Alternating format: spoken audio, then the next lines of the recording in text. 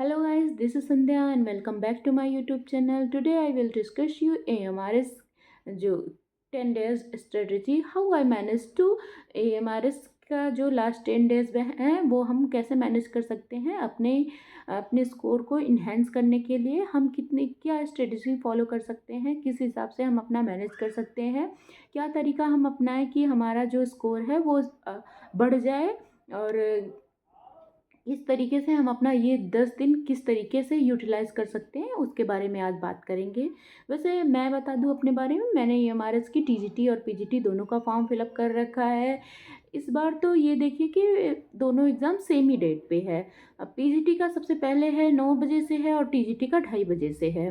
तो हैक्टिक तो है ही, क्योंकि एक पेपर देने के बाद तो माइंड में एकदम जैसा होता है ना ब्लास्ट हो जाता है, थोड़ा रेस्ट चाहिए होता है, माइंड में 50 क्वेश्चन चलने होते हैं।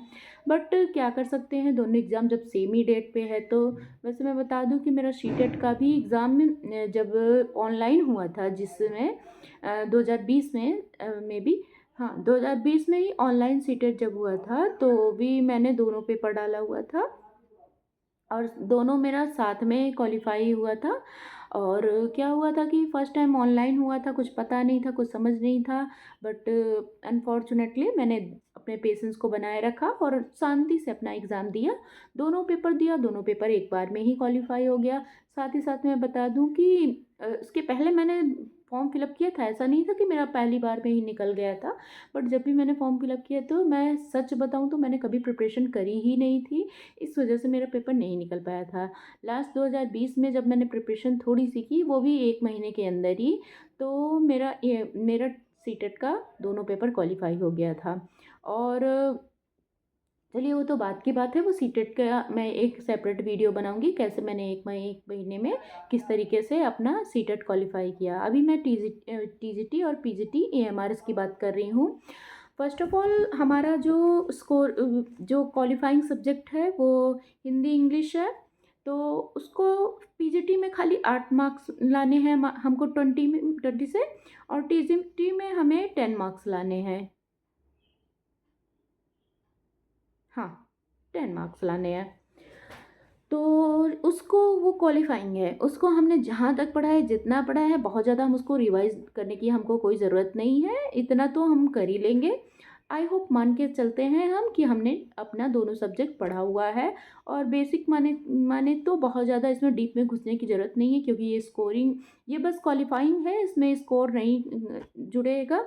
और सेकंड जो हमारे पास ईएमआरएस का जनरल अवेयरनेस है, उसको अभी तक हमने जितना पढ़ा है, उसको तो मैं तो समझती हूँ कि उसको बहुत ज़्यादा रिवाइज करने की ज़रूरत नहीं है, क्योंकि general awareness is a broad subject और हमारा 10 नंबर आने वाला है। तो उससे अच्छा कि हम जो हमारे स्कोरिंग पॉइंट्स हैं, स्कोरिंग सब्जेक्ट्स हैं, हम उस पर ज़्यादा फोकस करें।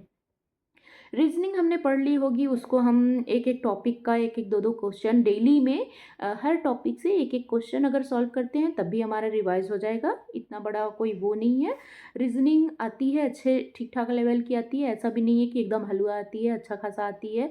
लास्ट ईयर मैंने एग्ज़ाम दिया था, बट मेरा थोड़ा सा ये था कि मेरी प्रेगनेंसी चल रही थी, उस टाइम मैं बिल्कुल भी पढ़ नहीं पा रही थी, क्योंकि वो 6 या 7th मंथ था मेरी प्रेगनेंसी का और थोड़ा क्रिटिकल था। इस वजह से मैं पढ़ नहीं पा रही थी, तो मैंने उसको ऐसे ही बस एग्ज़ाम दे दिया था, बस देखने के लिए कि क्या है। और मैंने उसमें प्रिपरेशन नहीं करी थी। इस बार मैं प्रिपरेशन करके एग्ज़ाम दे रही हूँ। और जो आईसीटी का मेरा सब्जेक्ट है, वो आईसीटी तो सब लोगों ने जितना भी पढ़ा है, उसको आप एक, कहते हैं ना कि एक एक सुबह से शाम के टाइम पे इसको आधे से 1 घंटा आप अच्छे से दे सकते हैं, 1 घंटा तो दे सकते हैं प्रॉपर। उसके बाद जो NAP 2020 है, ये हमारा स्कोरिंग पॉइंट है।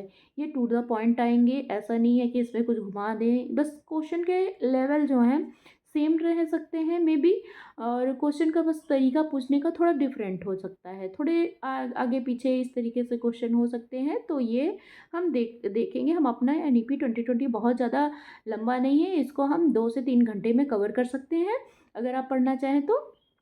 तो ये हमारा NEP 2020, इसको हम अच्छे से पढ़ लेंगे क्योंकि ये स्कोरिंग सब पार्ट है। और साथ ही साथ टीचिंग एप्टीट्यूड तो बहुत ही ज़्यादा 30 नंबर का है, इसको तो हम बिल्कुल स्किप कर ही नहीं सकते हैं, क्योंकि क्या होता है कि ये हमारा स्कोरिंग पॉइंट है, स्कोरिंग सब्जेक्ट है। और ये टीचिंग एप्टीट्यूड आपको इसकी क्वेश्चंस बहुत ज़्यादा रिवाइज करने पड़ेंगे। इसको अगर आप मॉक टेस्ट कर रहे हैं, मॉक टेस्ट लगाइए। वैसे अगर आप टेक्स्ट बुक ज्वाइन किए हों तो उस पर ही लगाइए, और नहीं तो मैं एक बता दूं कि स्वास्तिक इंस्टीट्यूशन का एक मॉक टेस्ट उन्होंने बैच निकाला हुआ है, तो उसका 299 फीस चार्ज है। मैंने भी परचेज़ कर रखा है, मैं उन्हीं उन्हीं का ये अभी कर रही थी सॉल्व। मैं आपको दिखा दूँ तो ये मैंने इसको हार्ड कॉपी भी निकाल लिया है, ये देख सकते हैं आप। ये पूरा वही वही है, क्वेश्चन आंसर है इनके इनके तो मैंने इसका हार्ड कॉपी निकाल रखा है, मैं वही करती हूँ। और दूसरी चीज़, ये टेस्ट देने से ये होता है ना कि हमको पता चलता रहता है कि हम किस लेवल पे हैं। और ऐसा भी नहीं कि बहुत ज़्यादा रॉन्ग हो रहा है तो हम बहुत पैनिक हो जाएं, ऐसा नहीं है। हम अभी हमारे पास 10 दिन है, 10 दिन में बहुत कुछ हो सकता है। तो हम उसको पढ़ते हैं, थोड़ा सा देखते हैं कि आगे क्या हम इसमें मिस्टेक कर रहे हैं, क्या हमको नहीं करनी चाहिए, वो हम देखते हैं, रिवाइज करते हैं, फिर से हम उसको सॉल्व करते हैं। ऐसा नहीं कि एक बार मैंने दे दिया तो मैं इसको साइड कर देती हूँ, मैं इसको दोबारा भी देती हूँ। पहले आंसर देखती हूँ, आंसर मैच करती हूँ, जो रॉन्ग होते हैं उसको डिटेल पढ़ती हूँ, उसके बाद फिर से मैं यही देती हूँ। ये मेरी स्ट्रेटजी है। आपको अगर आपका जो भी है वो आप देखिएगा, बट इस तरीके से करेंगे ना तो आपको जो क्वेश्चन नहीं आ रहे होंगे वो आ जाएंगे। और आप दोबारा अगर जब टेस्ट देंगे तो आपको वो क्वेश्चन लर्न भी हो जाएंगे साथ साथ, और आप एक टेस्ट भी दे देंगे तो आपको एक कॉन्फिडेंस बिल्डअप होगा।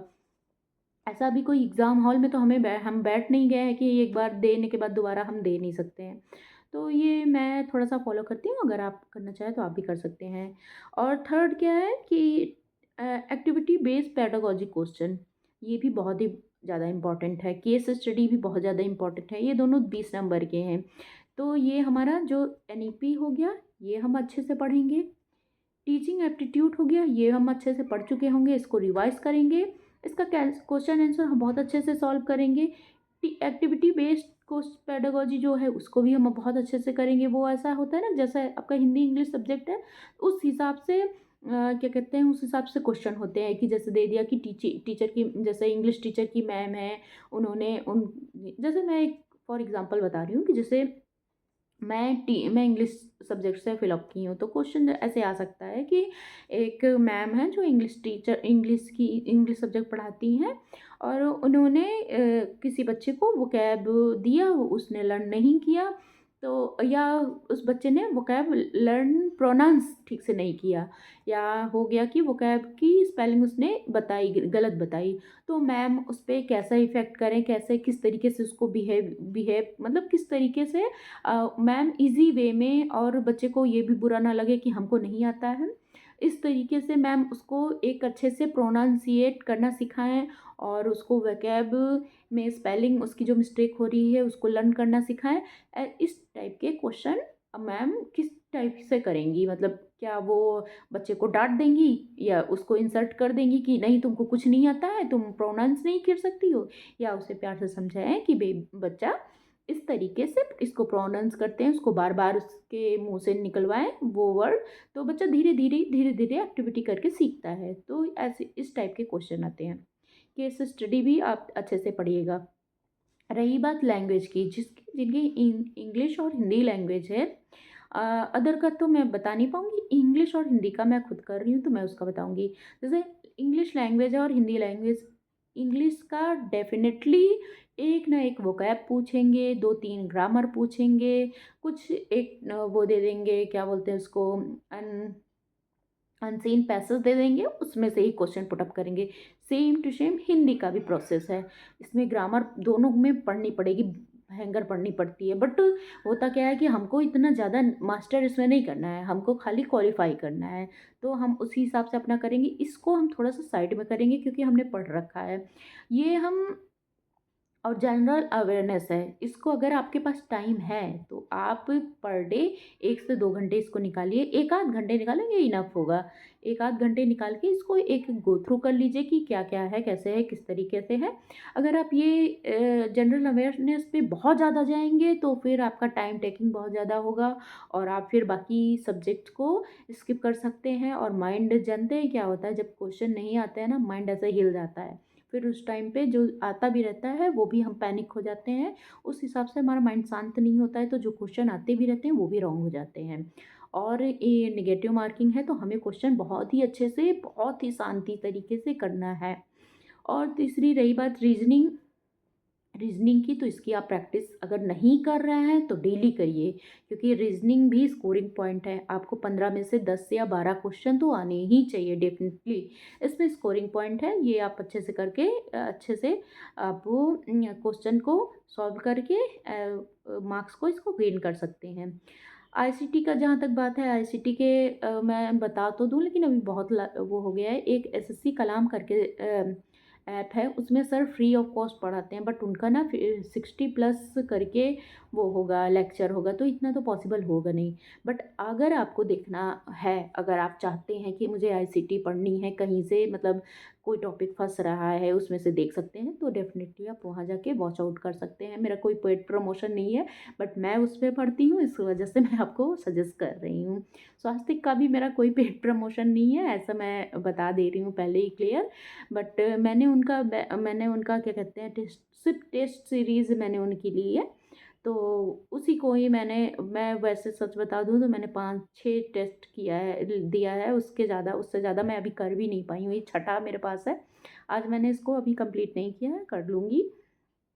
तो मैं बता दूं कि मैं जितना हार्ड कॉपी में निकलवाती हूँ उतना ही कर पाती हूँ, क्योंकि फ़ोन में बहुत ज़्यादा मेरे पास ऐसा बड़ा तो कुछ ये टैबलेट वगैरह है नहीं, तो मैं इसी छोटे ही फ़ोन में अपने देखती हूँ। तो इससे ना क्या होता है ना कि क्लासेस भी देख रहे हो, आप टेस्ट भी कर रहे हो, उसमें क्वेश्चन आंसर भी पुट अप कर रहे हो, तो इससे ना आँख में पेन होने लगता है। तो मैं इतना ज़्यादा उसमें फिर पेन नहीं लेती हूँ, मैं इसको प्रिंट आउट ही निकलवा लेती हूँ। कितना ही देंगे, 40 का उन्होंने कहा है कि 40 टेस्ट सीरीज़ मैं दूंगा। बट देखते हैं, अभी तो 29 तारीख के बाद से, मे बी मैंने अभी तो देखा नहीं है, मैं कल देख रही थी तो 29 नवंबर के 29 नहीं, सॉरी, मैंने उसका ध्यान से नहीं देखा, मैंने बस 5 ही टेस्ट करे हैं। तो ये आप कर सकते हैं, बट टीचिंग एप्टीट्यूड आप full on question answer solve करिए। जितने क्वेश्चन आंसर सॉल्व करेंगे उतना ही ज़्यादा आपके टॉपिक्स क्लियर होते जाएंगे। आई बेट यू, अगर आप क्वेश्चन आंसर बहुत ज़्यादा सॉल्व करेंगे, मतलब दिन में अगर आप 10-10 या 20-20 क्वेश्चन सॉल्व करेंगे ना, एक दिन में अगर 20-20 नहीं, 20-20, जैसे टीचिंग एप्टीट्यूड 20 हो गया, एक्टिविटी बेस्ड 20 हो गया, केस स्टडी 20, एनईपी, कुछ बचेगा ही नहीं यार। अभी 10 दिन है, 10 दिन बहुत होते हैं। जो पढ़ना चाहे उसके लिए बहुत होते हैं, जो नहीं पढ़ना चाहे उसके लिए होता है अरे एग्ज़ाम सर पे है। बट अभी हमारे पास टाइम नहीं है, और हमें इस बार AMRS क्वालिफाई करना है। इसमें इसमें निकालना ही निकालना है, तो हम अपना बेस्ट देने की कोशिश करेंगे। आई होप आप लोग भी अपना बेस्ट देने की कोशिश करिए। और आई होप आपको थोड़ा बहुत समझ में आया होगा। अगर आपको मेरी वीडियो पसंद आती है तो प्लीज़ मेरी वीडियो को लाइक करिएगा, और अगर आप अपना सुझाव देना चाहें तो प्लीज़ कमेंट में अपना सुझाव दे सकते हैं। और मेरे चैनल को सब्सक्राइब करिएगा, बेल आइकन प्रेस करना ना भूलिएगा। और अगर और भी कोई क्वेरी हो तो प्लीज़ कमेंट डाउन करिएगा, मैं उसको सॉर्ट आउट करूँगी, और मैं उसको उसके शॉर्ट्स वीडियो बना बना के मैं अपलोड करूँगी। बाकी आज के लिए इतना ही, मिलते हैं नेक्स्ट वीडियो में। Thank you for watching this video, bye bye, take care and happy journey.